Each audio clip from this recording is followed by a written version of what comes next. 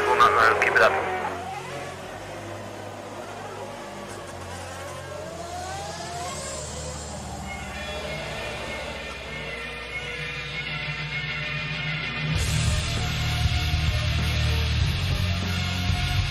Whoa, great!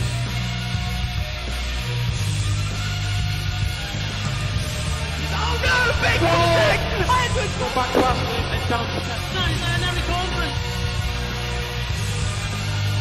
It has been an absolutely astonishing season.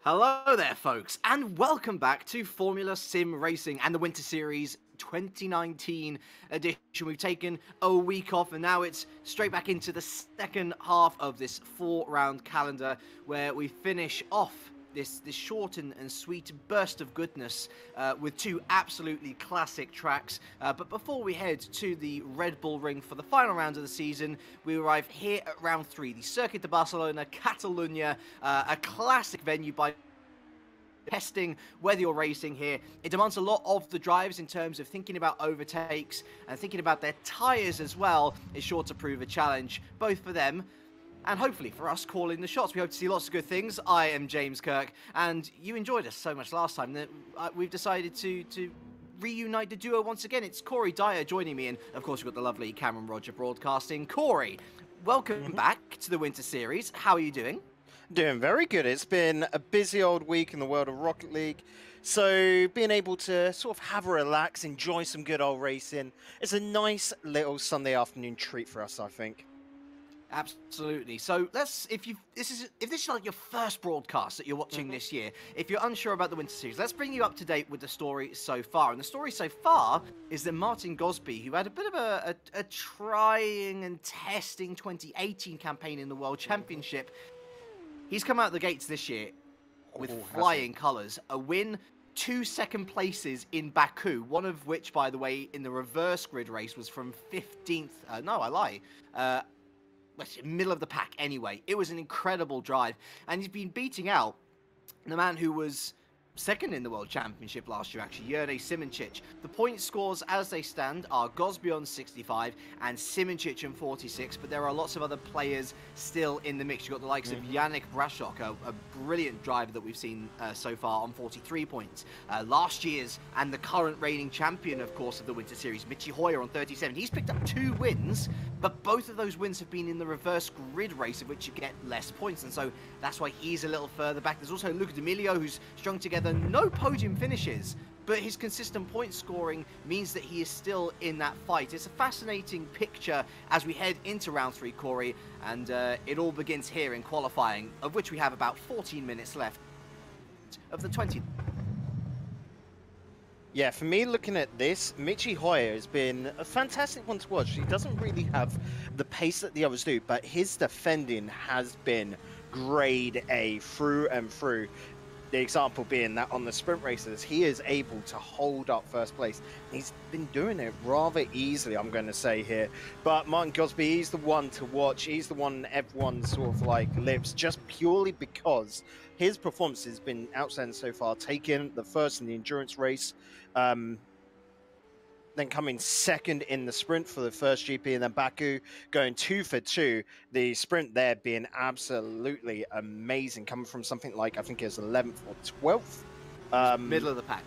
Yeah, so that was pretty darn hard to do, but he still pulled it off with some expert overtakes. Like you said, Jurnej Simoncic, he's, I would say, you know, we're only halfway in. He's still definitely a shoo-in to be able to cause an upset. You know, Martin Gosby accidentally has a crash, and Jurnej can easily close that 19-point gap between the two of them. Yeah, you never want to give Jurnej Simoncic an opportunity, that much is for sure. And it's strange that both of these guys' weakest results came in Jerez Race 2, which, to be fair, if you didn't watch Jerez Race 2, it was bloodbath territory. You know, we're talking crashes all over the place, the biggest retirement rate we've seen of the season so far. These two were kind of caught up in it all. Jurnej more so than Martin, and it means that he's got a non-score, whereas Martin, 5th place, is the lowest he's finished all year long.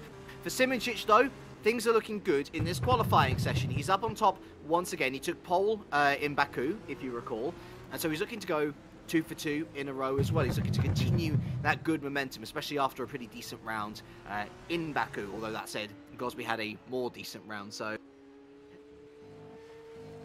you positives where you can. And the important thing for him, at least, is that Gosby is nowhere to be seen, honestly, in qualifying. He's not he's not completing a lap time. You get essentially you get 4 attempts at a good lap around this circuit, and I don't think Gosby is on a lap. I'm wondering, he is on a lap. No, he is currently on an out lap. His second attempt around. His first one, though, he absolutely walleyed up and just quit halfway through. So this is actually, sorry, his main lap that he's going through. It's not an out lap because, you know, he'd only been doing 2. This is his current one. He's just coming around turn 12 as it is, going into turn 13 in the second. So we're going to be able to get an idea of what current pace he's putting down, because I was looking during the practicing, he wasn't really anything to write home about. He was putting down fast times, but it was only upper 17s, and yeah, once again proving that, a 117.742. Gosby doesn't seem to have the quickest pace around Catalonia, which is going to be quite interesting, I think, because we know his racing skills, but he's always been one of the fastest drivers, hasn't he, James? In Winter Series, yes, 100%. And you'll look at the World Championship as well, and you'll see that his qualifying performances much outdid his race performances. Race performances so far this year have been ace, so fingers crossed he can bring that home. Speaking of pace, by the way, surprise in the top 5. Andre Kunchman, now he's been improving week upon week upon his return to FSR, of course. A controversial figure, shall we say, not afraid to speak his mind in times gone by. But right now he's doing all of his speaking on track at 117.677. Only sees him just shy of 0.6 behind Jerne Simoncic, Brakshock and Rodger, by the way, who makes his return from a real poor. And I'm pretty sure, I don't think he was in Baku with us, actually. Let me take a little look. He was in Baku. In fact, he got a podium in Baku. Yes, of course, he came back after a really poor Jerez, where he retired both times. Continuing up that good pace. Great to see Alistair Khan as well doing well up there in P6. And I'm just going to see whether we can't pick up somebody coming around the final few corners. You know what? Let's go on board with Jerne Simoncic, our current pole sitter, by 2/10 ahead of Brakshock. Simoncic just going to come around this final sector now, and we'll be able to give you a flying lap of Barcelona, a difficult track at the best of times, Corey, especially given how well you have to manage the tire. Yeah, it is definitely a difficult one. Just looking at him come through, he's going to be going onto the grid. This is definitely a track where you've got to know your lines around it, because there's so many little chicanes, so many wide sweeping turns, and the full use of those curbs, it can be really tricky because you can accidentally spin out. You can see there actually Jerne just doing a little bit where he was able to regain composure, but a lesser driver might accidentally spin out there. So we've just navigated turns 1, 2, and the legendary at this point, turn 3, really attacks your left tyre there. And through turn 4, Repsol, we've seen a few incidents there in real life in sim racing. We now come into the tighter sector 2. It's turn 5, going all the way down here. You want to be careful on the exit of turn 5 as well. The Astro is deadly. Then through turn 7 and turn 8, Jerne losing it a little bit through there, but collects it well. Then it's more hurt on the left tyre as you try and hold your way through turn 9. And you'll see his rear flap opening there, the DRS. This one of the 2 DRS zones on circuit as Jerne loses it into La Caixa there, and we won't be seeing the end of the lap. Are we going to have a Baku repeat where we don't get past sector 3? I'm going to take a little look jump and over see. to David Mreček, where he's just picking up where Jerne just fell off. Yep. And he's going into 12th now. He's been following some good pace action. And for me, this is the lad who could cause some upsets here. We haven't had a massive result from him yet, but today could be his day, going super wide there into turn 14. He's going to be able to hold off, but what is the pace he is going to lay down? It's not going to be an improvement, unfortunately. That wideness going into the curb, unfortunately, just losing that little bit of extra time. And those of you with a keen eye will have noticed, wait, hold on, isn't there another couple of corners here? We're running the old layout of the circuit, the Barcelona Catalonia, where there is no chicane. You have that fast right-hander at Europe car, and then you have the fast right-hander of the final corner. There's To be fair, I know why the chicane was put in. It's put in for safety reasons, it's put in to slow the cars down, but it doesn't really provide an overtaking opportunity. It really slows up the flow of the circuit. And so honestly, I think it's awesome that we're seeing this variation of the circuit come out. 7 minutes exactly on clock remaining, and it is still Simčić on top. The question is, will Gosby be able to work his way further into the top 5? Will Michi Hoyer be able to work his way into the top 5 at all? Plenty of questions still to be answered. Yeah, for me, actually, the one is Jerne going to be able to break into the 116s? I think he's got the pace to be able to do it here, James. And that sort of just presence, being able to get the fastest lap and break everyone else is trying to put on, I think could really scare the opposition and set the tone for today's racing. Gosby there with him on 17.554. He's still over 4 tenths away from Simčić, but at least he's starting place on the grid. We got to go to Michi Hoyer as well. A purple first sector. And for those of you who are not sure about color coordination and what it means in terms of sector, it means that he set the fastest sector out of anybody in this session. It's a decent middle sector at 29.5, not the fast, but pretty competitive. This should see Michi Hoyer up into the top 5. In fact, it sees him into the top 3. He deposes Martin Gosby down to P4, and Michi Hoyer comes in with a 1:17.430, exactly 3 tenths off Simčić's pole lap. Yeah, what we're looking at now is pretty much arguably the top 4 drivers have been put into the first 2 rows of the grid. Is anyone going to be able to upset that? Are those 2 first lines set in stone? We don't know. Like we said, Gosby unfortunately not seemingly having the pace today, but Michi Hoyer just being able to throw that out. He's within a tenth of being able to get onto that front line. This is all still so much for grabs with only 5 minutes left to go. We have a purple middle sector from Jerne Simčić here. The first sector was decent, about Michi Hoyer purple first sector himself. That middle sector is absolutely lightning. A tenth and a half clear of anybody else's efforts. The DRS flap opens, and there's a 116 that we've been looking for. A 16.904. He pulls 4 tenths clear of Janos Brakshock in second. Jerne Simčić is on fire under the sun of Spain. I was just there at the start and moving off to the side. I was like, how much celebrating are you going to do? You know, you're going to see a couple of wiggles and that, and then you remember they've got a start on the tyres they qualified with. So the tyres he's just used for that lap, he's got to save. Like, you've got to hold in that sort of want to celebrate, you know? Which for me, I definitely wouldn't be able to do. I'd be doing donuts at the end in the sand, and then sort of realise, oh no, what have I done? To be fair as well, though, I think that winning feeling, certainly in qualifying, is something that Jerne is used to now. He was the man who last year in World Championship, if I recall, but of course his main rival Michele D'Alessandro was the one who took the most wins. It's what won him the World Championship of 2018. Maths, it works, but Simčić has always had this pace. He's always been a qualifying specialist, and we're really seeing his full colours flying. Let's take a little look at the man in P2 then. Janos Brakshock, you would say probably the guy who you'd expect him how far, just about 3.5 minutes left, by the way, everyone on their final laps. I know that Martin Gosby might have more in the tank. He's leaving it late. He's waiting for the track to rubber in just a little bit more, perhaps, before he goes out for that final effort. It's 23.504 from Brakshock in the first sector, 29.599 in the middle sector. And so to give you an idea of how strong Simčić's middle sector was, on that lap, a 16.904, his middle sector was a 29.344, a full 3 tenths clear of Brakshock's effort here. He's going close to the wall, by the way, Brakshock. He doesn't even improve on his original lap, a 1:18.0. It was a real poor last sector there from the Hungarian. Can anybody even touch 1:16 like Jerne Simčić has? I'm not entirely sure. I don't think it's possible. We've only got one Superman on this track, face it. We might have a couple of Batmans out there, but there is only one Superman, and Jerne today is definitely feeling it. He has been just blistering ahead, putting on some really, really strong laps. And you know what? I think he's done with Martin Gosby having the whole highlight.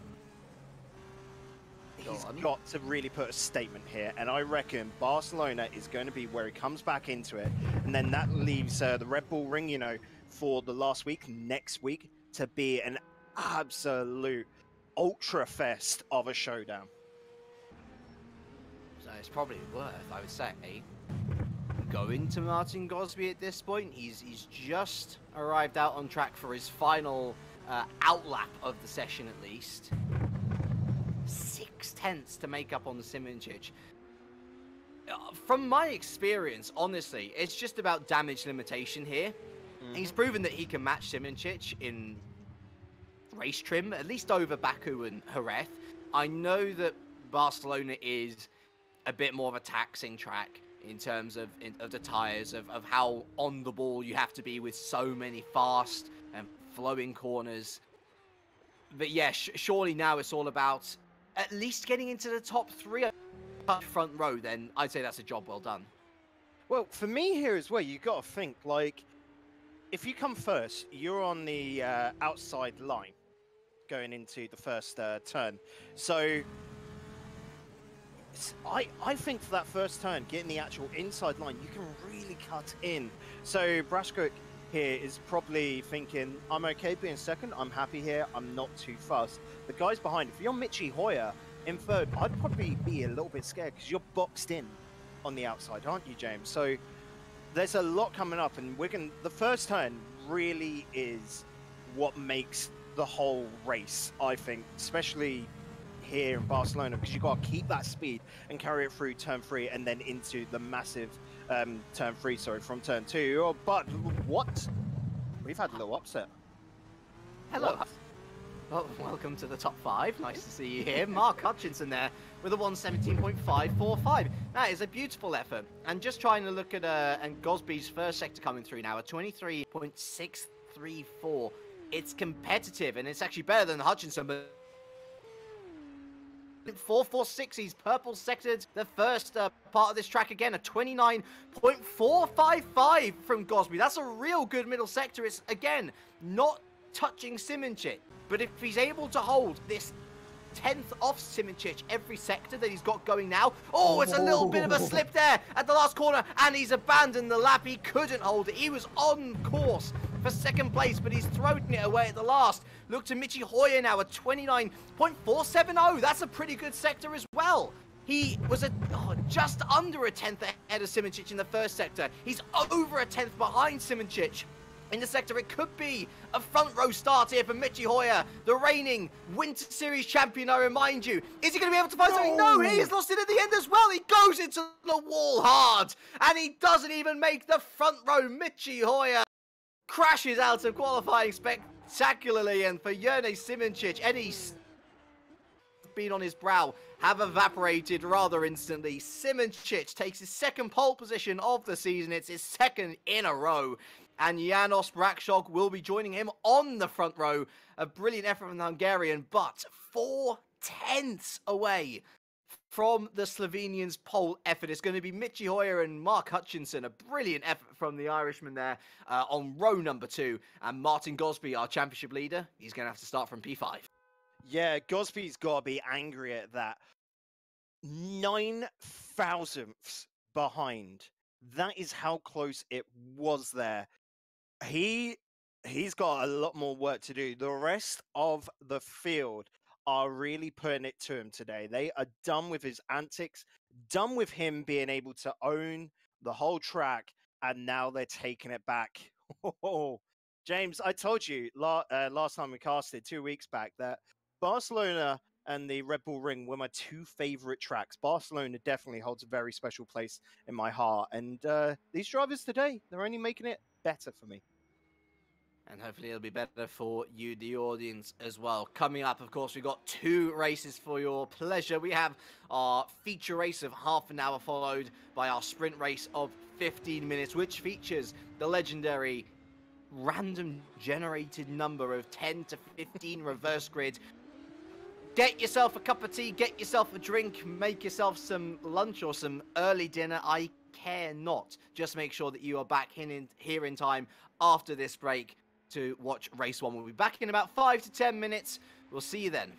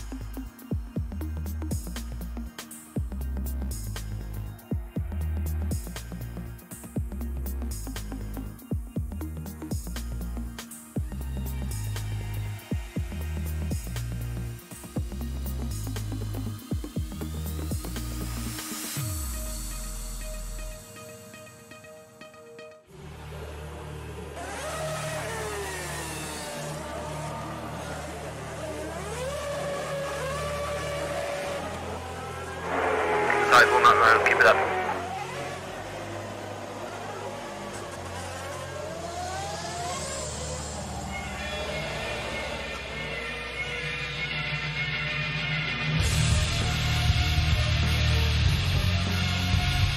Whoa, great!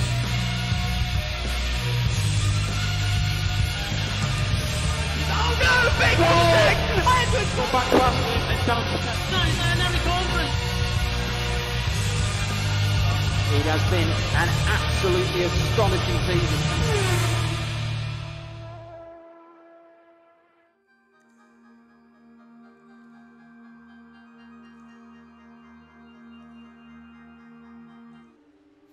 Hello there and welcome back to the Winter Series 2019 here at Formula Sim Racing. If you're just tuning in, you've missed a rather interesting qualifying session of which we had the same result as last time. It was Joni Simicic on pole position, but the manner in which he took pole position was even more dominating than his attempt in Baku. The only man to dip into the 116s here at the Circuit de Barcelona, Catalunya, and we are about to head into race number 1 of today, our feature race of 30 minutes to see whether he can't convert that pole position into a win. It would be a second win of the season, of course, as he tries to catch up to Martin Gosby, who's our current championship leader. I am James Kirk. I am joined once again by Corey Dyer. And Corey, Circuit de Barcelona, Catalunya. It is a circuit which is notoriously difficult to overtake at with DRS, of which we have 2 DRS zones here today on the back straight and on the main straight, as you would imagine. For these drivers, though, you were saying that you imagine that the start is probably going to be one of the biggest impacts of the race. You got one of the longest, if not the longest, run down to turn 1 of the Winter Series calendar, and turn 1 always seems to have a little bit of issue for some of the drivers in the mid-pack. Yeah, definitely. So turn 1 is always going to be the big point. Naturally, everyone's spinning down, trying to get that sort of like little overtake there, trying to gain it because you're so close off the start. Formation lap just going on whilst we talking that and give us a little rundown. But here, where we're expecting Martin Godsby, who's now going to be on the outside in row 3, we're expecting him to maybe try and get a bit cheeky, maybe do an outside cut. I don't know. The others, Mark Hutchinson having the inside, could be a little bit cheeky there, go for an inside cut and try and like cut across the other drivers. Same can be said for Janos Brascock. Michi Hoyer and Simicic, I'm a little bit worried if they can hold on to that sort of outside line, because you've got to sort of like, you've got the pressure of the other cars on the inside, don't you, James? Quite simply, where you're going 2 by 2 throughout into near enough turn 3, and then when we come to turn 4, that's when you start seeing the cars really spread out. But for this sort of first stint where you're going so fast, you notoriously see little crashes, little touches, little bumps throughout turns 1, 2, and especially 3, where everyone's trying to go out wide and keep control of the car, not slide out. Turn 3, if we don't see something happen there as well, oh, these drivers are driving clean and cautious. Okay, let's try and make do with the time we got here. It's Yoni Simoncic on pole from Janos Braksok, Michi Hoyer, Mark Hutchinson, Martin Gosby, David Rodger, Alistair Kahn, Andre Kunchman with a great effort, by the way, Robin Pansar, and Daniel Stepkowski going into the top 10. A brilliant effort from Danny. Tom Van on Danny Fredrickson, Matthew Tucson, Tomasz Vuk, Christian Lazaro, Jan Woznicka, Jeffrey Backer, Adam Rainey, and Ernest Slapins round out the top 20. And starting for the pit lane are going to be Dylan Scrivens, Vlad Tokarev, and Marek Godek. Honestly, not a bad decision, in my opinion. If you are on the outside of turn 1, that's a no bueno spot. You either have to wait for everyone else to go through on the inside, or you have to take to the escape road, which is pretty bumpy. Basically, the closer to the inside of the apex you can be for turn 1 here, the better, although it doesn't necessarily save you from any danger. I'm sure all of these drivers are going to be fully aware of that, and they're now going to be fully in race mode as well after warming up their tyres on this formation lap. They're now only going to be focusing on A, the accelerator, but B, most importantly, the lights. The launch, also important here. We have 1 light, we have 2, we have 3, we have 4. And when they go out, we'll be racing here in Barcelona. And it looks like a pretty good start there off the line from Yoni Simoncic. He's gone clear of Braksok, and he's going to have a clear run into turn 1 as well. Look at Michi Hoyer there, who's had a brilliant launch. He doesn't even need to try to go to the inside, because around the outside he goes. Into P2 then, and contact between Gosby! Gosby involved with Braksok, and Gosby has to go to the sands there on the exit. Mark Hutchinson involved as well. Mark Hutchinson losing a wing. Gosby could not have had a worse start if he had tried. Mark Hutchinson with suspension damage. Mark Gosby all the way down to P19. He's come back on the track just ahead of Dylan Scrivens, who, remember, started from the pit lane. In fact, he's going to try and overtake Adam Rainey as well. Does so. Back up to P18. Back up to the front, though. Janos Braksok, he's going to be loving life getting away with that. He's up to P3. Kahn. What a start from Alistair Kahn. He's up to P4. Panzar as well up to P5. And Rodger fallen to... These guys, Danny Fredrickson into the top 10 as we enter the final sector for the first time of asking. Remember, DRS is not enabled until lap number 3, so we're going to have another rotation after this one, and then DRS will be enabled for all the drivers. And coming around the final couple of corners then, what a dramatic start we've had here. Not necessarily a big catastrophe of a crash that we saw in race 2 at Jerez, but massive for the championship standings. Yoni Simoncic leads from Hoyer, Braksok, Kahn, Panzar, Rodger, Van Egmond, Kunchman, Stepkowski, and Danny Fredrickson. But Corey, the biggest story is that Martin Gosby's all the way down to P17. Make that P16 as he tries to get through on Ernest Slapins. He's going to hold on around the outside, and he completes the move through turn 3. He might have got caught on another car, but that's not a car that looks like it's damaged. Yeah, he might a trade down to 18th, but no, he's still in a hump for some points. And definitely with that reverse race number 2, if he can just up to 10th, then he's in a good score, cover some points. I think though, knowing Martin Gosby's sort of capabilities, getting to say 7th or 8th still isn't out of it as long as he can pull off a good pit strategy. We know his speed. He doesn't seem to have picked up any damage really from that clash with Mark Hutchinson, which those two are definitely, especially after the qualifying, going to have a little bit of a feud going on between them, don't you think, James? Well, so I think it was Braksok actually who initiated the incident. I saw the two of them locking, and Mark Hutchinson was involved. It was a real squeeze, wasn't it? And so, to be fair, like you say, it's not game over. Of course, in race number 1 here, the points go down to P15, and remember, we've got the reverse grid of race number 2 as well. So, in theory, this could turn out to be a bit of a Michi Hoyer even. Martin Gosby, and if you don't understand my saying there, Michi Hoyer so far this season that's race number 1, but he's recovered into the points and he's won both of the reverse grid races. Not happening so far for Michi Hoyer, actually. His start has been strong. His start has been confident. He's keeping Jernej Simoncic very honest indeed. Brakshock, Khan, and Panzer, and Rodger actually all holding on. Van Egmond and Kunchman can probably involved in that little group as well. And Kunchman looking to go on the offensive here of Tom Van Egmond. And why wouldn't he as well? DRS is now enabled. Yeah, Tom Van Egmond as well is someone we probably overlooked a little bit. As during that whole sort of crash between Hutchinson and Gosby, he was able to climb from 11th qualifying to 7th. That is remarkable. We must apologise, by the way. We think that the Discord is having a bit of a hot fixing session, and so if our voices are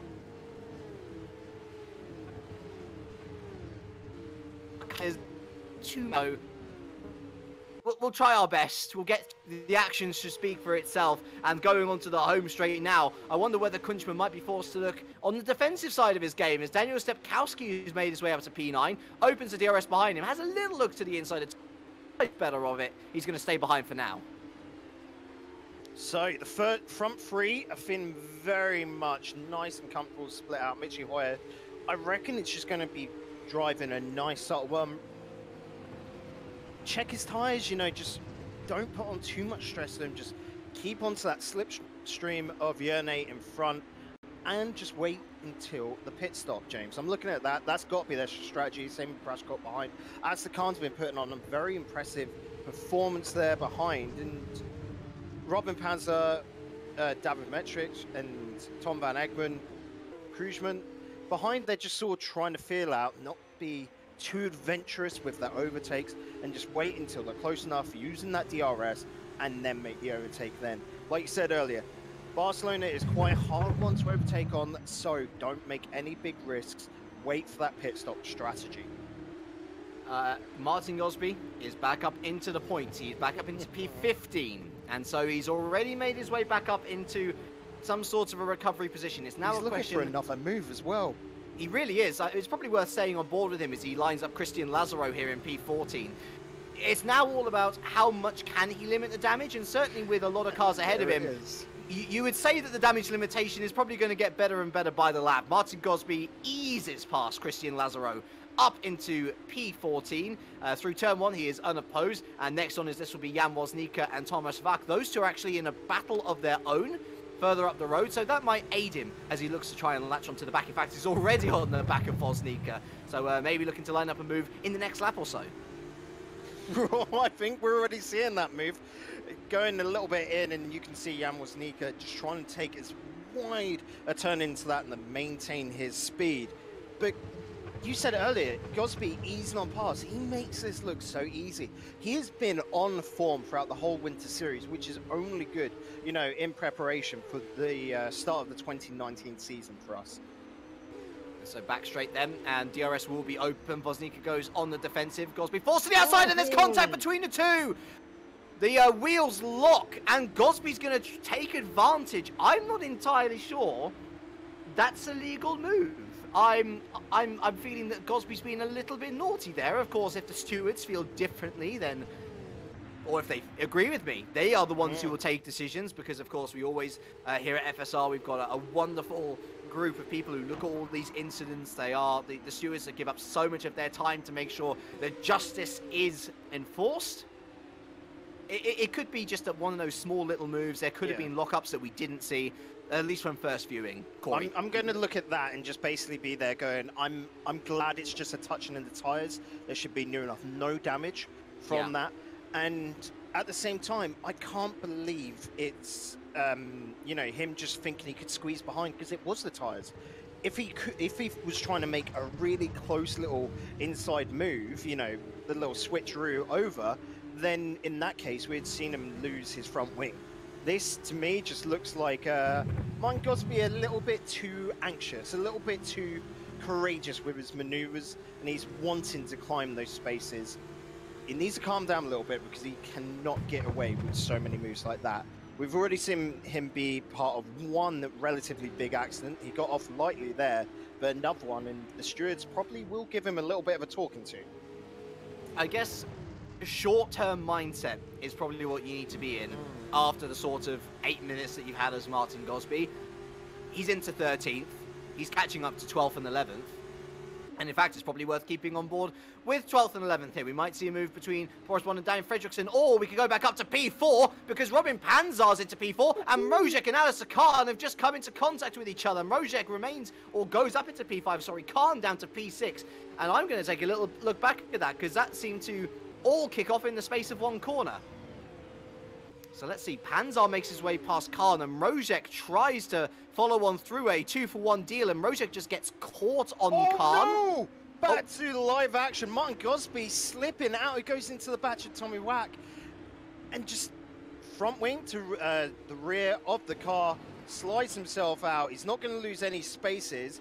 Merrick Godak is right behind him now, but Gosby, we said it earlier, that lad, he is wanting too much here. He's going desperate on these moves, and he is paying the price for it. So worrying times then for Martin Gosby. He's got to calm down, and for Alistair Khan, there's not much calming to do. The two drivers that he was battling with have already romped off into the distance. Speaking of, by the way, the top two have really bolted from Janos Braksok. Hoyer and Simoncic now over a second clear of the man in third place, and the man in third place 3 seconds clear of Robin Panzar after all of that commotion with Alistair Khan. Braksok is starting to close back up to Mitchy Hoyer, so it seemed to be only a slight reprieve before the Hungarian got back on it. As for Panzar, he's got David Mrozek all over his rear wing going into turn 1. He survives for now. Yep, now we've just seen Thomas Wack go on past Boris Bond, but Boris Bond on the inside trying to hold off, trying to defend, but that ain't going to happen. Nice clean battle. That's more of what we want to see, isn't it?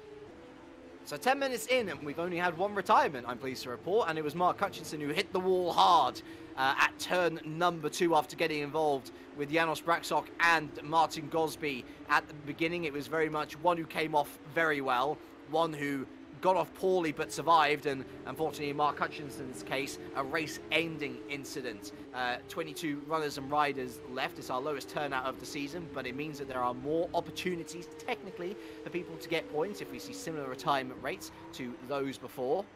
Jone Simoncic still our leader there with an 8/10 gap over Mitchy Hoyer. And I guess what's impressing me so far, Corey, is that he's been able to maintain that 8/10 gap without having DRS for the defensive. He just has so much of an advantage in the middle sector.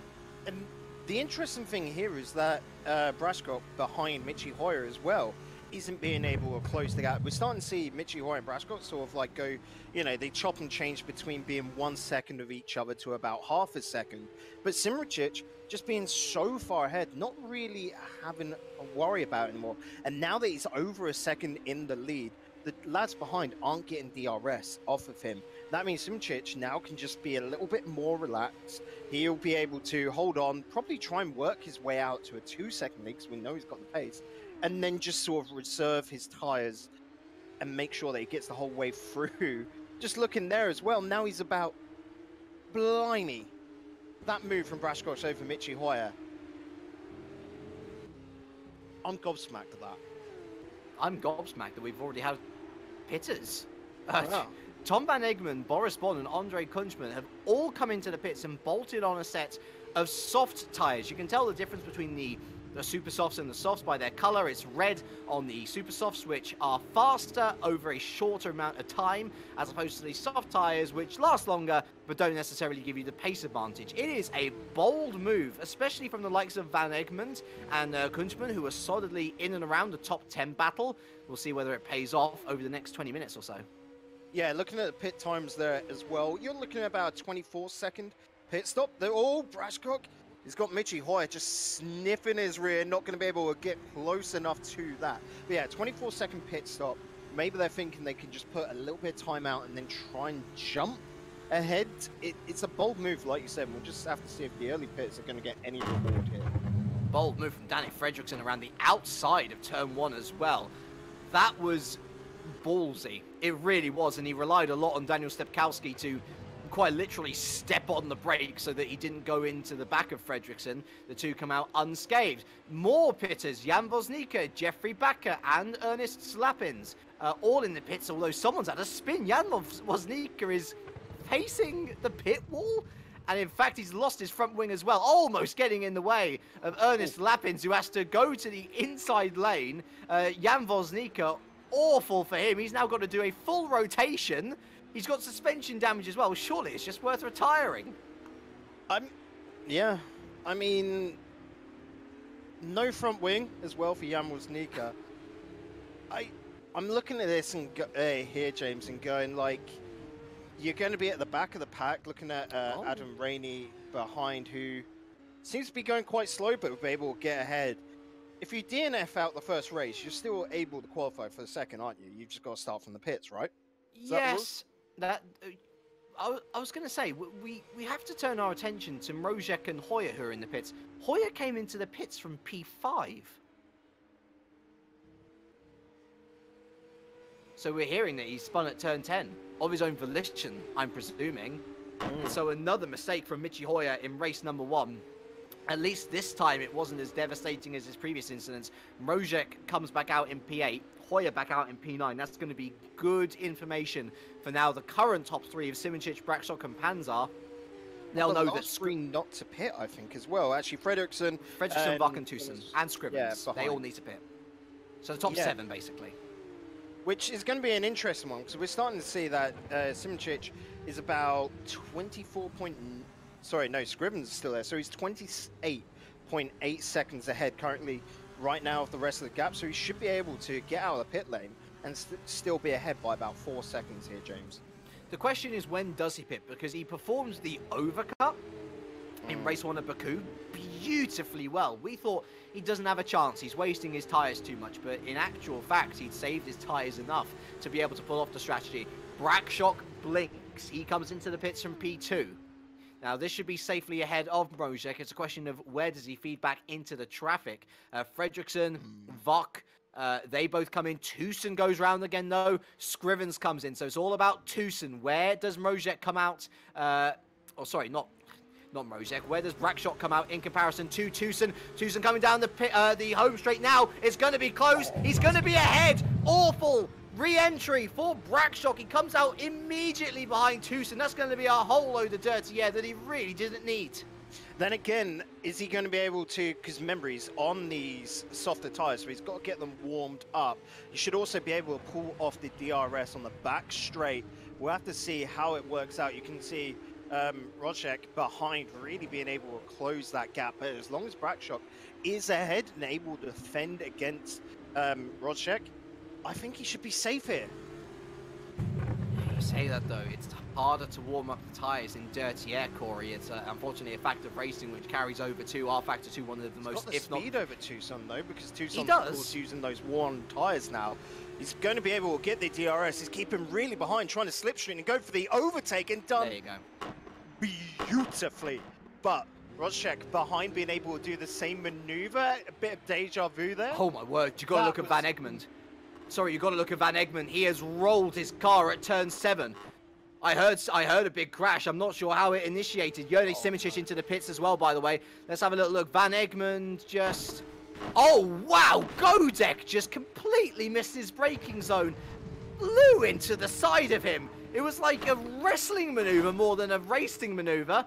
And Van Egmond has been left absolutely reeling. He's been left out of this race. Woznica was retired as well with engine failure. And for Marek Godek, he's left licking his wounds. He's able to continue on somehow. The shame there for Van Egmond. Simoncic, by the way, is back out in P2, comfortably ahead of Brakshock, 5 seconds ahead of Brakshock. The only man left to pit now is Robin Panzar, who's looking to go long on the set of super softs. I wonder whether he can go another lap or so. Surely got to be coming in the next 2. Yeah, we're looking at this on the board now. Tom Van Egmond with suspension damage. I'm looking at that going, that's not suspension damage, that is everything damage. Looking at that crash. Jeez. Unlucky lad being able getting involved in that. Panzar in. Called it. And so he should be, I tell you what, it is going to be mighty close on exit between Panzar, Brakshock and Rodger. This battle for the podium has been thrown wide open by Michi Hoyer's mistake. And so... No, I think Rodger and Rodger should be ahead. We'll just have to see how he comes out now, because they're all coming down the straight. They're well ahead of him. It's looking more like Panzar's going to get caught up, you know, behind Michi Hoyer. Yes, he is indeed. It is close on re-entry, but Michi Hoyer does come through ahead. The advantage for Panzar now, of course, is that he's got the freshest tyres of the field, so technically he can attack more over the remaining 12 minutes of this race. Hoyer P4, Rodger P3, and Brakshock P2. But once again, Corey, it seems like Jurnej Simicic has called a strategy beautifully, because he's got 5 seconds gap to this battle for P2, and the fact that they are battling should, in theory, extend that gap even more. Oh yeah, definitely. Like I was saying it earlier, this actual Superman being able to just make it look easy, all the powers he needs, and he just absolutely bullets on ahead. The rest behind, they're going to have to be picking up the scraps, because I don't see Simicic losing any pace now. I think it's time for a Gosby update. Do you want a Gosby update? Can we get like a little ringtone, like with that, you know, like a little ding, like ding, ding, ding, Gosby update? And he's up to 9th now. He's up to 9th. That means that he is guaranteed a better starter position, a better starting position in race 2 than where he'd finish in race number 1, because of course a reverse grid is a randomly generated number between 10 and 15. So best case scenario, he's starting on the front row for race number 2. Damage limitation, I would say that is a big win for him, considering. Yeah, like if he starts in the front row, he's not going to have anyone to crash into the back of today, so that should be quite good for Gosby. Boris Bond coming into the pits again, by the way, so that's a late one for him. And now it's just a case of seeing where these battles are going to try and evolve. Brakshock, Rodger, Hoyer, and Panzar, as much as they're all within 2 seconds of each other, they don't look particularly like they're going to be battling each other directly on track, at least now with 10 minutes remaining. Kunchman and Khan is a little bit closer. Stepkowski, I think Stepkowski and Gosby, honestly, now that we've mentioned the Brit, is probably the best place to look, because he's on a charge, he's looking fast, and he's looking to gain yet another point on his recovery drive. Yeah, it's definitely looking like Gosby, because I don't think Khan's going to be able to do it, even with DRS. But Gosby, if he goes for another ballsy move, which he is reined in them balls, he's just waiting for the moment. He's definitely feeling like he's reserved himself a little bit. He doesn't want to go for any more silly little mistakes. He's felt the pain already. But he is definitely looking to gain as many spaces as possible. So onto the back straight we go then with Gosby and Stepkowski. Oh, look at that. You can see Stepkowski immediately going to the middle of the track. But to be fair to him, he's had a really good exit off the final corner. He's got enough pace. Gosby did have the DRS on this occasion. He gets closer, but not close enough. He's going to have to potentially wait until that middle sector, that second DRS zone, before he launches another attack. Stepkowski, though, he's doing well for someone who's not been exactly used to this top level of driving, and especially a driver of Gosby's caliber. He's making a good name for himself here. Oh yeah, definitely. You have to give him all the credit here. This, again, with it being the Winter Series, this is brilliant practice for Stepkowski, where he's got someone that knows how to overtake him. We've seen today is a little bit risky with it. Defense, he's going to be taught in spades to him. So, round La Caixa. DRS will open once again for Martin Gosby, but once again, Stepkowski has been able to stay ahead. I do wonder whether his wing setup is a little bit lower than Gosby. It means that he struggles in the middle sector, but it means that he's got a little bit extra on the offense and the defense once it comes to those straights, in the DRS zone on the front straight in particular. So powerful. And we're going to see, hopefully, that in effect on this particular rotation. Gosby then round the final corner. Kunchman into the pits again. He had to pit again. He came in too early. That's a shame for Kunchman, because he was having such a good drive. It means that Gosby's automatically promoted up into P8. Is he going to go for P7? He launches his car down the inside of turn 1. But Stepkowski again holds true. But look at the traction on the outside of turn 2. Martin Gosby, take a bow, son. That was a beautiful piece of driving. Stepkowski, as try as he might, just couldn't hold on. And Gosby, in the space of 10 seconds, has gained 2 positions. Yeah, Stepkowski there wasn't going to try and push Gosby out wider. I think that was the big error there. He was wanting to hold it really tight to the inside, and unfortunately that meant he had to brake more, thus losing all the speed, because you really have to whip it around turn 2 and then pull that momentum into turn 3. And so now Martin Gosby resides in a position which is only a delta of -2 on his starting position from the grid. I think that is a job very well done, but the job is not yet completed, of course. We have 6 to 7 minutes remaining of this race. Once we hit that 30-minute timer, we're going to be going to the end of the lap, and that'll be a lot for race number 1. Still, the battle for P2 uncertain. Brackshock is a good 2.5 seconds clear in Mojek so far, but Hoyer is also lying in wait. Panzer falling off the back of these three now, miles ahead of Alistair Khan, who we should really go to, because he's overtaking one of the back markers who's taken to the grass. I don't know why. But looking at the back, Alistair Khan is losing time hand over fist to the orange bolt that is Martin Gosby. This P6 position is not secure whatsoever. Oh, wow, and a snap through turn 3 as well. Gosby going at a rate of knots quicker than Alistair Khan. I think this P6 is going to switch around very quickly at this rate. Well, just have to keep eyes on, because of course it is hotting up even more. Going past turn 5 into turn 6 to turn 7. This is where you've got to be super careful. It's quite easy just to lose the back end of the car, but no. Both keep it held into turn 9 past the stands. They can just keep it on the straight. Remember, Godspeed's going to have DRS. Alistair Khan will not. But Khan, having so much distance, is able to hang on to P6. He's going deep though, isn't he? He had it, yeah. Those brakes are suffering quite a lot, you can tell, and Gosby forced to go a little bit wide there as they enter the final sector. Just by sake of not running into the back of Khan. That said, he's lined it up and timed it beautifully, almost riding up on the rear wing Gosby's of Alistair got a little Khan. bit more speed already with this DRS. Oh, yeah. He secured 6th. It's going to be another breeze of the wind past the car, and Alistair Khan falls behind Martin Gosby. He's not going to fight that one, or is he? He's going to go around the outside of turn 1. Look at this! No. Look at this bold defense from Alistair Khan. Try as he might, though, he has not been able to onto P6, and he's immediately put himself under pressure from Daniel Stepkowski. You can look courageous all you like. Sometimes it's better just to let people go, and Khan's immediately thrown into another battle, whilst Martin Gosby romps off down the road in P6.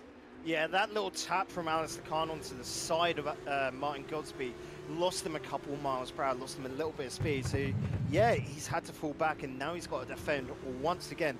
Khan will have the DRS, because he's close enough behind Gosby, but still, Stokowski will as well. And it's all going to be about that breaking point and just really the temps through this middle sector as we go into the 3rd sector, actually. Oh, that was well placed by lost Khan. the back end. He actually slid.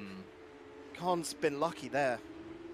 Well, Khan, to be fair to Khan, he realised his error from the previous lap and he broke a little bit earlier. And so it's worked out beautifully for him. The guy behind him made a mistake. He nailed the apex, and so he's been able to gain a little bit of a reprieve on Stepkowski behind. He's got 4 minutes now to survive this feature race in P7. Thomas Vack P9, Danny Fredrickson remains in P10. The rest of your point scorers so far, Lazaro, Scrivens, Kunchman, Tucson, and Bon, although that's really kind of broken up, and it's the case across the rest of the field, to be honest. A lot of these battles that have been going on have broken up, except for the battle for the podium, which it was quiet for a bit, but it's starting to heat up once more. Rojek is losing time to Hoyer, but Hoyer is losing time to Panzar as well. We'll say as well, the battle for 11th is heating up. Christian Lazaro is being threatened by Dylan Scrivens right now. So he's got to watch it there, because they are so super close to each other. Literally within half a second. I want to keep a little eye on this, because I can't see Alistair Khan catching up with Gosby. It's Team Pink pouncing at the moment. It's Panzar and Scrivens looking the most likely to overtake someone ahead of them. Well, you have a look at that battle in the midfield. I'm going to take a look at these three on the podium heading onto, or battling for the podium, I should say, heading onto the home straight. Way here. Dylan Scrivens just being able to catch it in. Him and Christian Lazaro had to act really, really quickly to it. Nothing really being caught of it. You definitely think on the grid straight that Dylan Scrivens will be able to take it. Yeah, I think it's best if we stay with these guys. Hoyer was lining up a move on Rojek, but we'll look to Scrivens as he looks to try and complete a move on Lazaro ahead. Immediately on the defensive goes Lazaro. DRS wide open for Scrivens. He goes to the inside. This should be signed, sealed, and delivered before they've hit the apex. Indeed it is. Scrivens is up into P11. Yeah, natural pounce to that Pink Panther right there. Oh, a little bit wide. Who's that on the outside? Is that another back marker? It is another back marker. And you can see Scriven still looking a little bit defensive going into turn 3, into turn 4, I should say, Repsol. But he holds on for now. Back up to the battle for the podium then. Big points on offer here, and Rodger still holding on. 28 out of 30 minutes. We're in for another lap or 2. Either way is near the end. The podium is in sight from Rodger. He's not going to want to lose it now. No, he definitely isn't. Like you said, we're going to figure out whether it's going to be a lap or 2. Considering SimRacing has just gone across the line. Probably 2. Probably 2, because it's really closing in. Because you've got to think, the times we're seeing right now per lap is about a 1... Just quickly bring it up. A 119, a 120. Oh, I know. It's just ticked over to 29. As Mitchie... No! Mitchie! Oh, and Mitchie's lost it. Our attention was drawn to the drama unfolding at turn number 1. Mitchie going for a move around the outside of turn 1, held it well, and then just lost it on the curb in a touch with Rodger, and he's demoted back to P5. Rodger survives, but potentially, with damage, Panzer looking to pounce once again. The podium could be his for the taking. Yeah, Bradshaw ahead, pretty much secure for second, but third, oh, this is going to fight a little bit longer onwards. Mitchie Hoyer as well with that damage, still far enough ahead of Godsby, so Godsby's not going to be able to grab 5th from him. The last spot up for grabs here, the last point on the podium, and Panzer, he is looking so hungry for it. So, SimRacing comes around the final corner. It is going to be very tight as to whether this is the final lap or so. SimRacing, oh, he does win! He's timed it to perfection! Would you believe it? SimRacing wins. It was probably a second in it between the timer ticking over. And, yeah, 30 minutes, 1 second, 68 milliseconds. How about that for timing? The London Underground system could learn a lot from you, Jerne SimRacing. Brilliant stuff. Janos Braksok then takes home P2. Rodger, despite late pressure from Panzer and Hoyer, holds on to P3. Panzer P4, Hoyer P5. Gosby with a brilliant recovery drive up to P6. Khan P7, Stepkowski P8. Vark P9 with Danny Fredrickson rounding out the top 10. The rest of your point scorers, and of course Danny Fredrickson starting off, our reverse grid potential pole sitters, Scrivens, Lazaro, Kunjman, Tucson and Bon. The rest of the finishers were Godek and Bakker, but we had a few retirements along the way as well. Running out of fuel were Vlad Tokarev and Ernest Slapins, out of the race for other reasons, of course. Rainey, Van Eggerman, Vosnika, and Mark Hutchinson, who will surely be disappointed to go out so early after us, especially after qualifying so well. It was a big moment in the race so early on, but it was one that Jerne SimRacing avoided. He takes his second win of the season. He gains points over Martin Gosby, and he confirms, Corey, most importantly, that the championship battle is going to go to the final round regardless. Oh, that is so good. So happy. We don't want it ending early at all. I even want it to continue onwards to the sprint race at the Red Bull Ring. You know, like, right until the last second, that is the best sort of, like, pinnacle tension. We all hope for that. We all hope for that. And we're going to keep you tense just a little bit longer. When we return from this quick break, we're going to deliver to you the results of the reverse grid randomization process. And we're going to discuss in depth a little bit about, you know, where we see things going from here. And of course, we're going to bring to you that sprint race of 15 minutes of length. It is sure to be a corker. So we will be right back after these messages.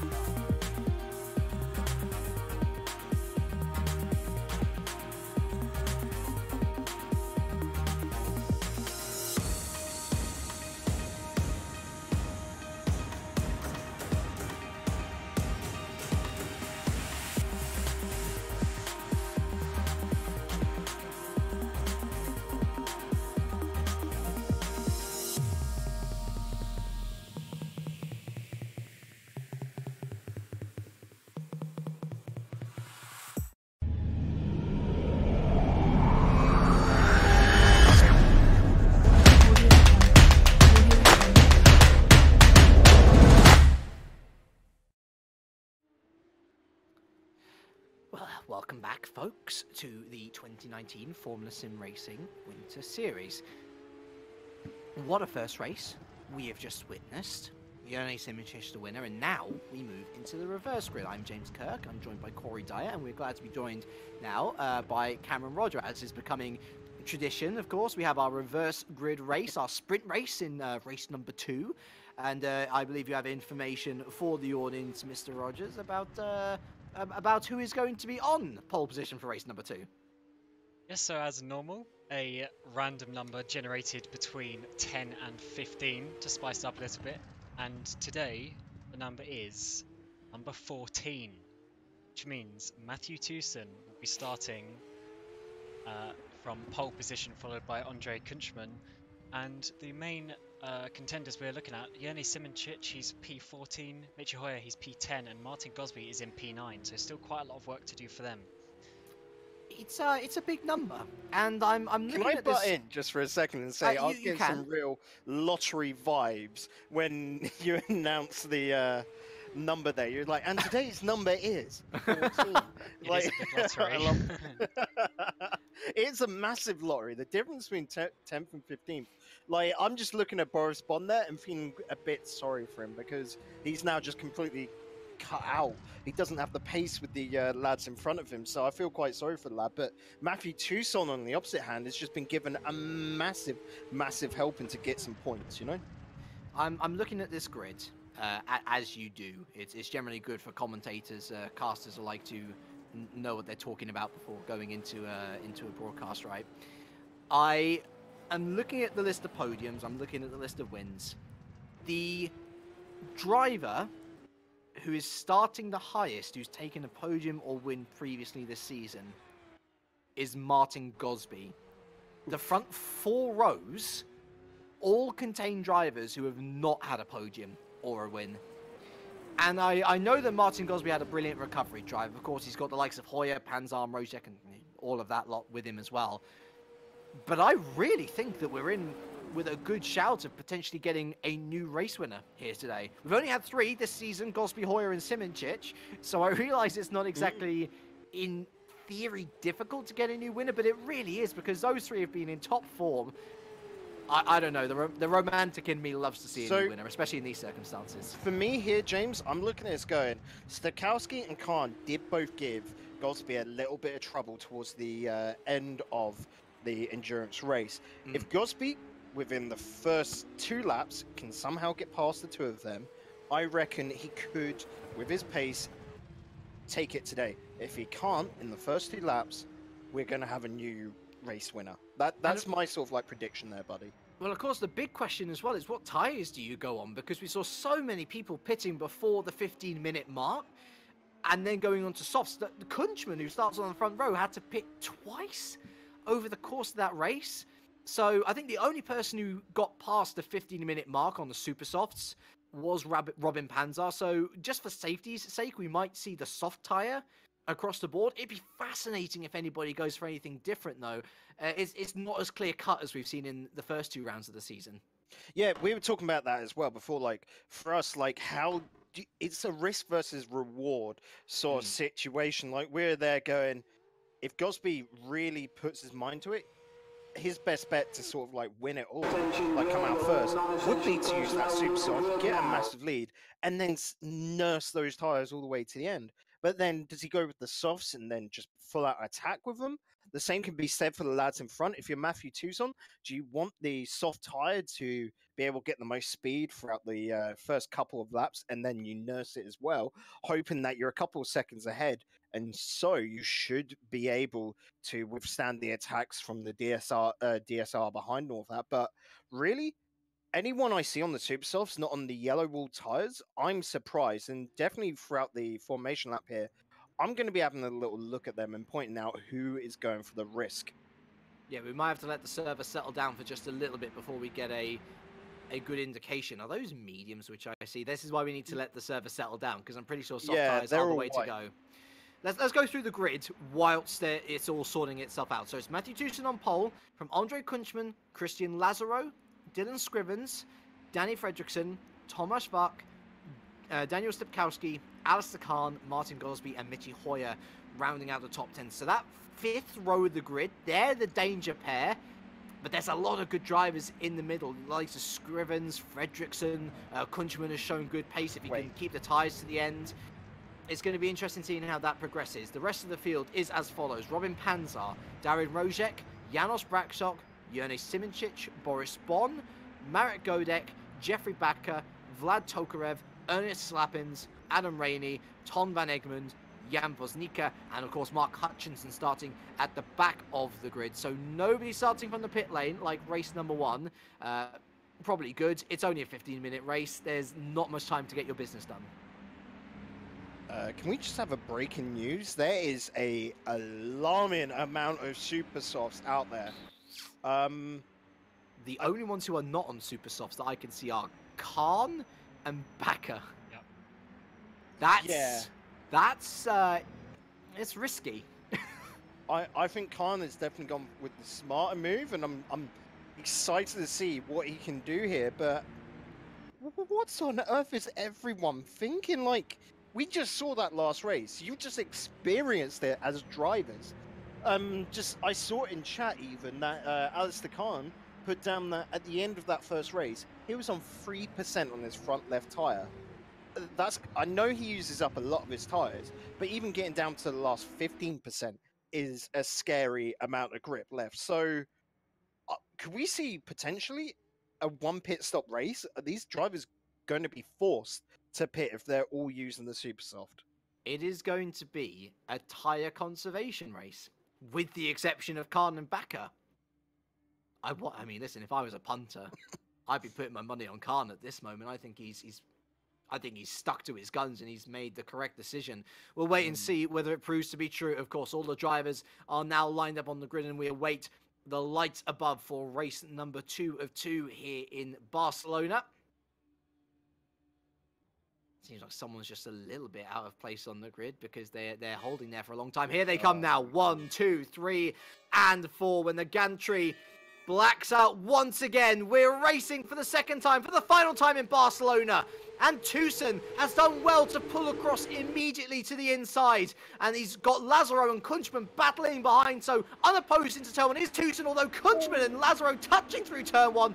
Kunchman wins out for now, and it seems like it's a clean start all round. I don't see anybody spinning around in a circle, so great for everyone to make their way through there. But Kunchman immediately on the offensive, going around the outside of Repsol. Can he do it? He goes around, and around like a record baby, and into turn number 5. He completes the move. That's outstanding car control. That's outstanding pace from Kunchman, but it might be double the trouble for Matthew Tucson, because around the outside in turn 7 goes Dylan Scrivens. That's an even better move. I don't know. Look at that. Once again, Lazaro wanted a piece of the Tucson pie as he goes on the outside. You've got Fredrickson just behind. Both of the drivers not being able to do anything, but Fredrickson does get a little bit of a tippy-tappy in it, though. Big update, however, for you. Oh, just saw there. What was that? It was Rodger. Rodger going off. And oh, he's just spun Rainey. Sorry, who was that going? Tokarev. Sorry, going behind him. Robin Panzar is a DNF. That seems like a connection issue for me, unfortunately. So at the end of lap 1 then, Kunchman is clear of Scrivens, Lazaro, and Tucson, who's already off the podium. Fredrickson, P5. Hoyer's had a great start. He's up to P6 already. But under increasing pressure from Tomasz Vak there around turn 3, Khan, Gosby, and Godek round out the top 10. Kunchman did not look like he was hanging around. If there is someone who's going to be doing a one-stop, it'll be him. There is no tyre conservation going on in that car. Yeah, and earlier I was looking at Martin Gosby. He had dropped all the way down to 12th and just threw out one massive move. Amongst all the mess, he was able to get himself back up to 9th. That mid-pack, there were little gremlins in the work for them. So, looking back, the top 3's really splits out, and it's It's down to, Danny Fredriksson looking on the inside of Tucson, very much the cork in the bottle now. Hoyer and Vuck also there. Khan looking to be overtaken by Gosby, who slots his way up the inside there. Great move from Gosby up to P8. Godek P10, Simoncic P11, Van Egmond P12 with Brakshock P13. Hutchinson's already made his way up from the back of the grid to P16. That's a great drive for him so far, but remember, the points went down to P15 in race number 1. The points only go down to P10 in race number 2, and a win is demoted from 25 points to 15 points. So as much as getting a win is great, that's why you want to get your points in race number 1, as battle's still continuing to heat up all over the field. I really think the place to look is P4, because Tucson is under all sorts of pressure, and I feel like it's only a question of when he will crack as opposed to if he will crack. That is it. You can definitely see the drivers behind him have the capability of a faster pace, and all he's doing right now is defending against them. For the guys on provisional podium at the moment, Krujman, Scrivens and Lazaro, this is wonderful for them. They're being able to just absolutely rocket ahead, not really with much extra pace in, you know, their ability, but purely because everyone behind is caught up. Take a look at Janos Brakshock. That's a car that is not in the place where it's supposed to be, and it looks like he's had an incident with Tom Van Egmond. Oh no, it was Van Egmond with a lag spike, and Brakshock, he appeared in Brakshock's car, and Brakshock's car looked like it hit a landmine. He is still going, bless his heart, but that is his chance of points well and truly done. I mean, if he can get that back to the pit, repair it, and then finish off the race, I'm amazed purely from that. Like, that car, it's not meant to look like that. That is half a car right now. So a real shame there for Brakshock. Tokarev also retiring in that incident, and Mark Hutchinson up to P14. He's made his way past Dyer and Rodger, although Rodger back on the inside of turn number 3. Great scrap going between these two, so close. And Hutchinson's around to able to hold it around the outside of P3. Now going up the inside of Lapins, and that was a little bit too excitable there from Hutchinson. And Rodger's going to pick up the places. Space though. It was too late from Hutchinson from my perspective. There's a racing line there for a reason, and Lapins took it. Hutchinson saw a gap, he went for it, but it was a little bit too late. Either way, Rodger's the one who benefits the most out of that. Back up into P13, benefiting big time. Look at Tef as well. Simoncic has just overtaken Alistair Khan with ease. Godek being able to do it as well. That was a double overtake. Alistair Khan just having to wave them on through. Unfortunate for the lad. He's got to play the long game, though, on those soft tyres. You can see the difference between the two. The question is, how long will the super softs last? Are they... I mean, it doesn't look like anyone is conserving. Not conserving, certainly, is Martin Gosby. Lining up a move on Thomas Vack here for P7. Thomas Vack holds on, though, and that's because he's got the DRS of Danny Fredriksson ahead, and this is going to be frustrating for Gosby, because he's now latched onto the back of this Tucson train, of which Mitchie Hoyer still unable to get past a Brit. Yeah, so this was something we didn't even think about beforehand, was getting caught up behind a slower driver who just wants to hold on to a position. We didn't even think about this possibility, did we, James? And here, Tucson's defense has been outstanding. I mean, I thought about it. It's why I didn't predict Hoyer or Gosby win. It's to be fair, I'm surprised that Tucson is holding on for as long as he is. And actually, I noticed as well, my brain's just clicked into gear. It doesn't do that often, but Hoyer has actually gotten past Fredriksson in the meantime since we've been past with them. And so that's why there's a bit more of a gap there. It's Hoyer on the offensive and Danny Fredriksson forced onto the defensive as Thomas Vark looks to make his way up into P6. That'll no doubt encourage Martin Gosby as he looks to make his way up the order as well. Yeah, Martin Gosby getting a lot of pace through there. This is going to be dead easy to make it past Thomas in front. But Fredriksson, that far ahead, is going to be rather quite safe. But I don't know how actually Thomas Wack was able to get so much pace throughout the whole of that. He was able to just accelerate more. It's got to be this downforce setup that he's running. And the slipstream, of course. Mitchie Hoyer has been released. He is gone. Matthew Tucson holds on for no more.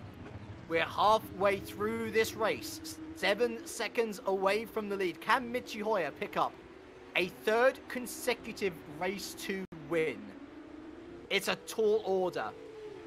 But if anyone is 7 seconds behind. it's a lot of time, isn't it? And he's been attacking all race, whereas these Lazaro's, three... and he's on the super soft. Lazaro's not going to want to give up third. Well, those three as well up front, they've been able to conserve their tyres because they've been able to break 3. So, let's just see how it goes, because it's definitely one that... Oh, I've just seen Godek as well, actually, DNF out. and Bosnica, and Braxock as well. No. Dropping like flies. Also, Boris Bond's been into the pits, so he had to pit for tyres, and Kunchman's in! Called it! He couldn't make it to the end! And so Dylan Scrivens, Christian Lazaro, and Michi Hoyer all go through. Andre Kunchman, I knew he was going too aggressively on those tyres. It was a planned strategy. Oh, Gosby looking to make the overtake, and he has against Thomas Watch. There we go. Great little move, and that should hopefully release him. He's just got to get past Fredrickson, and then he should be able to make up so much time. Of course, they're all using the super soft, so we're going to start seeing a couple of pits now for these other drivers. Who knows here, James? It's a question of, do they have to pit? I'm sure none of them want to pit, of course. Maybe with the exception of Kunchman, who planned this from the beginning. But all of a sudden, I'm looking at Alistair Khan, and I know he's been dropping position after position, but if Kunchman has pitted, that gives him some hope that he might find himself back in the top 10 by merit of others having to pit stop more than him with his pace. But looking at Kunchman there, behind, he's only 4 seconds behind Alistair Khan. You'd think with the 6 minutes remaining, he's going to be able to make 4 seconds easily on those super soft tyres. Oh, that's a lock-up from Khan as well, and he's let Stepkowski through. I wonder whether this is Khan who's just kind of ruined his chance at a decent position here, rather than necessarily the tyre strategy itself. Everyone's still going around. It's now Scrivens who leads. Christian Lazaro from Michi Hoyer, and we're being directed to Jerne Simoncic, who is in P8. Currently going past Thomas Vac into P7. Martin Gosby in P6, and so these two continue to work their way through the field. Gosby now on the back of Danny Fredrickson, and tell you what, Matthew Tucson, his good defending has paid him off well here. He's got a good gap to Fredrickson, a good result looking on the cards as Kunchman has already passed Khan. Yeah, and can now see that Fredrickson is under attack from Gosby. Simoncic has just absolutely closed that gap behind, so we're now in a three-car sort of little battle going on, and the problem is they're on threat from everyone within that, because you could see a little jump, a little mind tricks coming out here, James. So it's Danny Fredrickson looking to hold on to P5, Gosby and Jerne Simoncic behind, and this is a on-track championship battle, Corey. And for Gosby, there is more than just pride at stake. He needs to finish ahead of Simoncic to prevent him from gaining even more points on him this round after Simoncic won race number 1. Around the final corner they'll come then. 5 minutes remain on the clock. And Danny Fredrickson, will he have DRS? Yes, he will to defend. Up front, Hoyer's past Lazaro, by the way, but we're going to keep on board with this Gosby-Fredrickson battle. Gosby unable to even make a dent on the inside of Fredrickson's apex there, and he's got to stay behind. That was not a combination of words. You got to remember though, Fredrickson's got a less downforce heavy setup, so yes, on the straights he's got that little bit more speed, but here from the middle sector, that's where you expect to see Gosby and especially Simoncic be able to catch up. Look at Simoncic there. He was near enough nowhere near them, and he's going for the inside. What a maneuver! Great move. That's outstanding.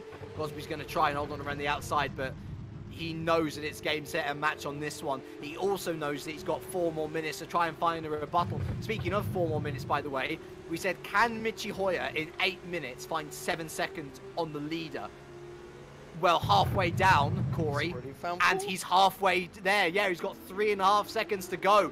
Michi Hoyer is very much in with a shout of taking P1. Here is Danny Fredrickson, and Lazaro! Lazaro's dropped it into turn number 10. He's dropped it.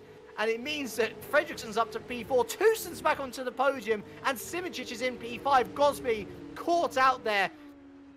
He's going to have to find something magical to find a rebuttal now, because Lazaro has really interrupted his plans.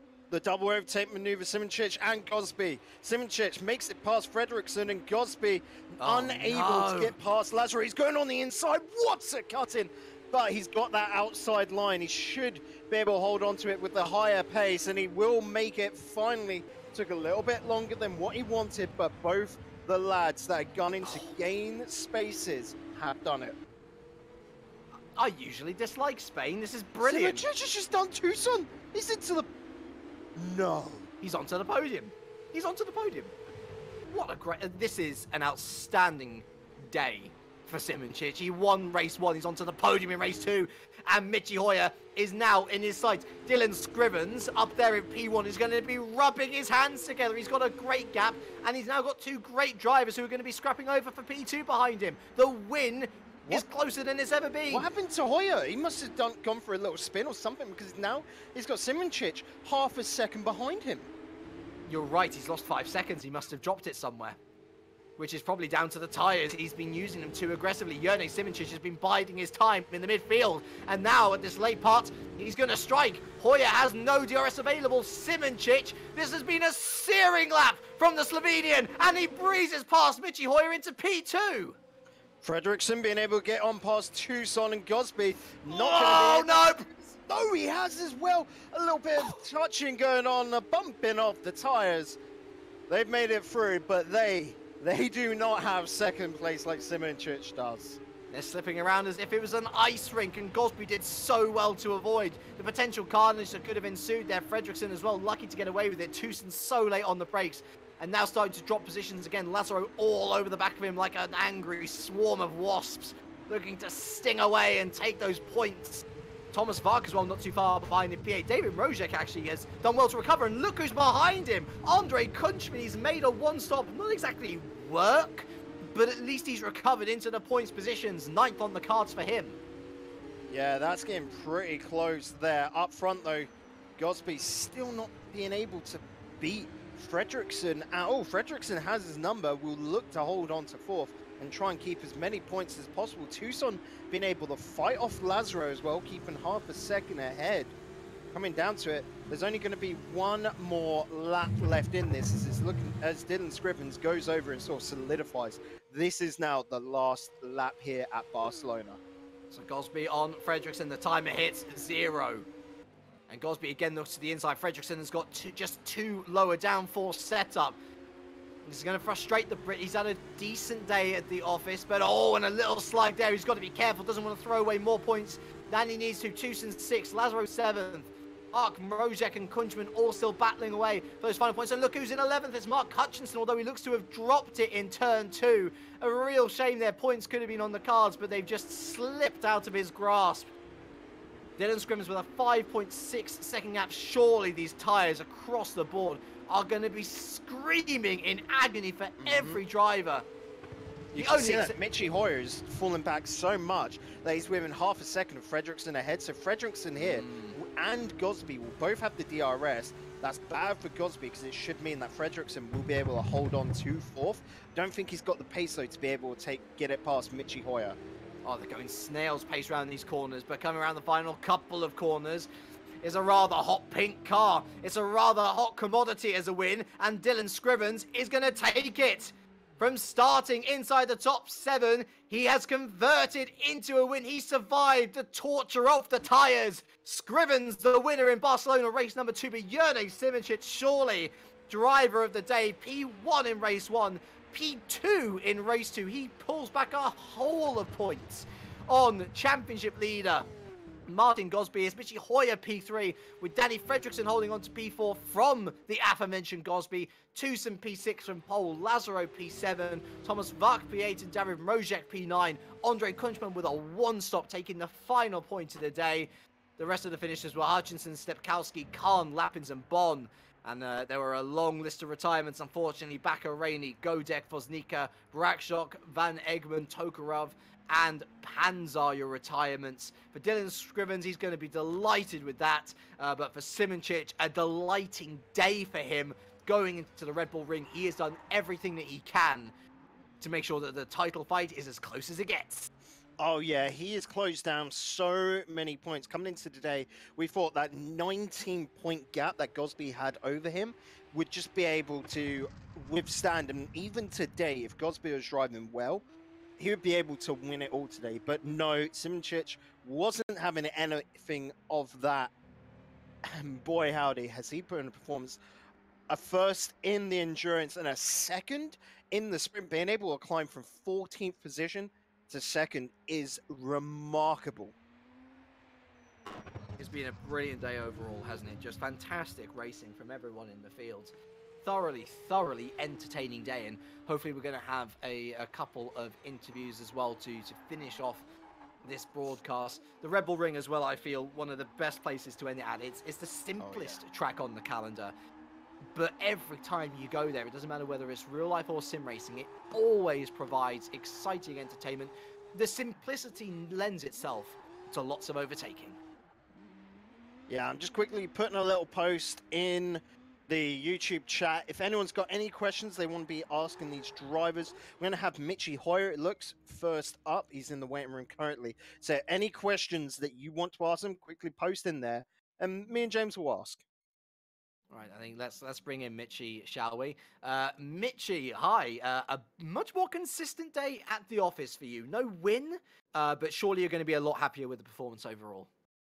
Yeah, indeed. I mean, the P5 is still a little bit of disappointing when having a chance at grabbing third or second in the feature race and then doing the mistake in the ultimate lap. But okay, it is what it is. Definitely, we had a better race one, so a better feature race, and the sprint race was all right. Some could say it was a little bit of a cheeky thing to lose the car in turn 5 and then be right ahead of Yene, but yeah, much more happy, especially race 2 was good. Just going to ask someone to, or I think it's Dylan, could you just mute your mic? You're repeating ever so slightly. Mitchy, you got an outside chance of the title. Needless to say, it's going to take a bit of an overhaul in the last round to be able to take to become the first ever consecutive Winter Series champion. How confident are you feeling? Do you feel like there's a chance yourself, or are you just going out in the final round for pride more than anything? I'm going out for pride more than anything. Not sure whether it was seen, but I had like 2 or 3 goes on Yen. I could have had 2 or 3 goes on Yen in the feature race for the lead, but I just didn't do it because I knew exactly that Yen is 9 points ahead in the championship, gives him a much better odd, and he has done more practice. He had the better pace. It was pretty much pointless to go for it. So now with him winning the first race, and I think coming second in a second one, not sure if my calculation is right, but it's close to being the top or even leading the championship right now. So I was rather out trying to help him rather than help myself there. Because the car is really inconsistent, I think, hard to control. And I didn't put in enough practice today, and I'm not sure whether I can put in enough practice for the final run, so he has a much better chance. It's a Lone Wolf Championship, but they're still teammates at heart. How sweet. Mitchy Hoyer, thank you very much for joining us. And let's move over. I think let's go to Dylan Scrivens next. We'll save Yone for our last interview. Dylan, you only went and won it. Yeah, it happens sometimes. It happens sometimes. I mean, to be fair, I'm curious to know, how close were you to those super softs exploding? Because it seemed like everyone was just sliding and slugging around the place in those last couple of minutes. It's not too bad, to be honest, if you start the race with the mentality that I have to finish the race on these tyres. It's conserve. It's not much of an issue. That's fair. I'm sure you must have been delighted by the sight of Kunchman going in ahead. Did you know that he was going to appear ahead of you, or were you unsure at the time? From the first couple of laps, it was quite obvious that he would never be able to sustain that pace. Yeah. And so really, I don't know what else to say here. Like, do you have any plans to come back for the Red Bull Ring? Maybe another podium or win up your sleeve? Or is this just purely practice for you at this point? You're just looking ahead to the next season? Honestly, I'm not sure. I have other commitments during the season, so I can never do much during a full season, but we'll see. You know what? I might come back for the Red Bull Ring, but I don't know. Simple answers, to the point. Probably the most efficient interview I've ever had, Dylan. Thank you very much for your time. Yeah, thank you. And let's finish off then, shall we, with Yone Simčić. Your best day of the season so far, first in race 1. second in race 2. We're not quite sure of the championship standings, but as Mitchie was saying, it's very possible that you could be leading it right now. Couldn't have gone any better, really. Yeah, well, and the most happy thing for me is that I finally, had a nice race too. No, I mean, there were crashes in front of me. I had to brake to let some people through to avoid being crashed into. But at the end, it wasn't like I was rammed into a wall or I wasn't flying 5 meters into the air or something. So yeah, very happy about the finish result. So it's just a case now of hoping that that momentum continues into next week and hope that luck remains on your side when it comes to race 1 and race 2, because ultimately you could end up wrapping the championship up in race number 1 because of the point structure. I don't really know what to say because I mean, I was now listening to some of the guys and the interviews, and everyone is saying that car is like difficult to drive, sliding around, unpredictable. But to me, it's just, well, I really enjoy driving it. I know exactly what it will do. I'm not sure what people are struggling with. So yeah, I mean, okay, front left was locking a lot in the second stint of the first race. That was the only unpredictable thing for me from the car. So yeah, I mean, I guess that was the most point answer without a point to your question. So sorry about that. But I will enjoy Austria for sure with this car, and let's see what happens. I sure that I will have some pace there. I guess the long and short of it from that answer is get good, scrubs. You're clearly driving the car wrong because Simoncic has got it on song, and certainly you were on song today. Some brilliant driving, some brilliant points, and ultimately a brilliant title decider to look forward to in the Rebel Ring. Jenny, thank you for your time. Thank you. And so ends another broadcast. I have what? I have updated the results and standings as you have been speaking, and Yerne is leading by 1 point.